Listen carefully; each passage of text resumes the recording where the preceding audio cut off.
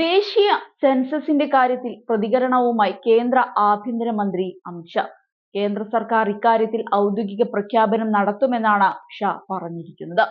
സെൻസസിന്റെ കാര്യത്തിൽ ഉടൻ പ്രഖ്യാപനമുണ്ടാവുമെന്ന് മാധ്യമപ്രവർത്തകരുടെ ചോദ്യത്തിന് മറുപടിയായി ആഭ്യന്തരമന്ത്രി മറുപടി പറഞ്ഞു.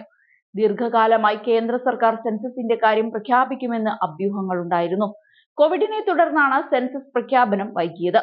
മൂന്നാം മോദി സർക്കാരിന്റെ 100 ദിവസത്തെ ഭരണ നേട്ടങ്ങൾ വിശദീകരിക്കാനായി മാധ്യമങ്ങളെ കണ്ടപ്പോഴാണ് സെൻസസിനെ കുറിച്ച് അമിത്ഷാ പരാമർശിച്ചത്. 1881 മുതൽ എല്ലാ 10 വർഷം കൂടുമ്പോഴും ഇന്ത്യ സെൻസസ് അവതരിപ്പിക്കാറുണ്ട്. എന്നാൽ അവസാന സർവേ വന്നത് 2011-ലാണ്. നേരത്തെ തീരുമാനിച്ചതു പ്രകാരം 2020 ഏപ്രിലിൽ സെൻസസിന്റെ ആദ്യഘട്ടം ആരംഭിക്കേണ്ടതായിരുന്നു. എന്നാൽ കോവിഡിനെ തുടർന്ന് ഈ പ്ലാൻ മാറ്റി.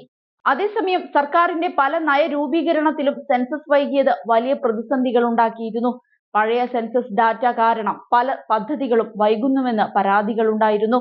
രാജ്യത്തെ ആദ്യത്തെ ഡിജിറ്റൽ സെൻസസ് ആണ് കേന്ദ്ര സർക്കാർ പുറത്തിറക്കാൻ പോകുന്നത്. ദേശീയ ജനസംഖ്യ രജിസ്റ്ററിന്റെ അപ്ഡേഷനും സെൻസസിൽ ഉൾപ്പെടുത്തും.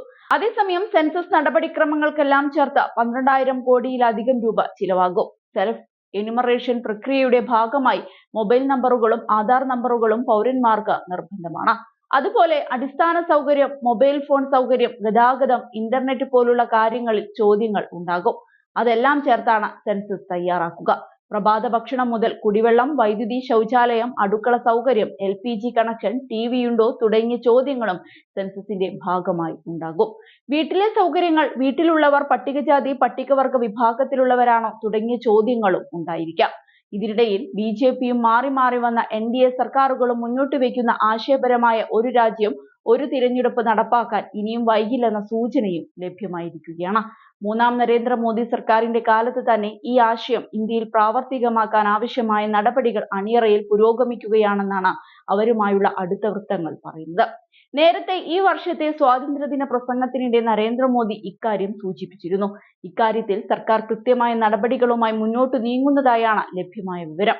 മുൻപും ഒരു രാജ്യം ഒരു തിരഞ്ഞെടുപ്പ് വിഷയത്തിൽ കേന്ദ്രം ശക്തമായ നിലപാടാണ് സ്വീകരിച്ചിരുന്നത്.